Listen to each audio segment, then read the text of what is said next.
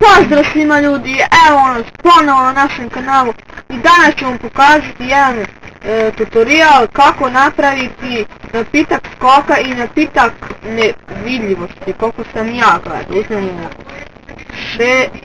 prvo ćemo 3 ove, hajde. Prvo ćemo napitak skoka, treba nam to.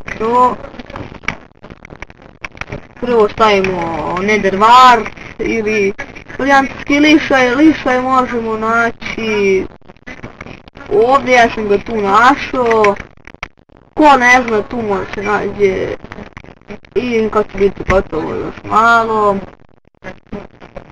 I posle lišaja ide zečija šapa. Znači posle lišaja ide zečija šapa i to će biti napitak skoka. Samo ja da uzem napitak što treba za napitak nevidljivosti. Sad vidite. Eto ga, napitak skoka. Sada napitak nevidljivosti kako napraviti. Prvo isto netherwart. Pa sljedeće je zlatna šangarepa. Ko ne zna, to se pravi, uzmite grumen zlata i šangarepu običnu unutar i okolo sve kako se zove, i okolo sve grumen zlata.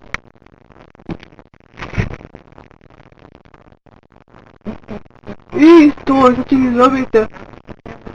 Posle toga dobiti napitak noćni vid. Vidite, napitak noćni vid. Sada stavite redstone i posle fermentisano paukovo oko.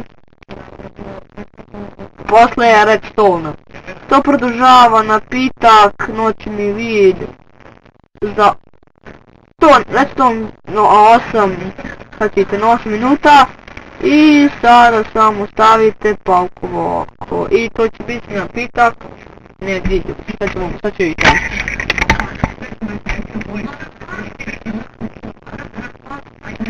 Ustavimo ovdje.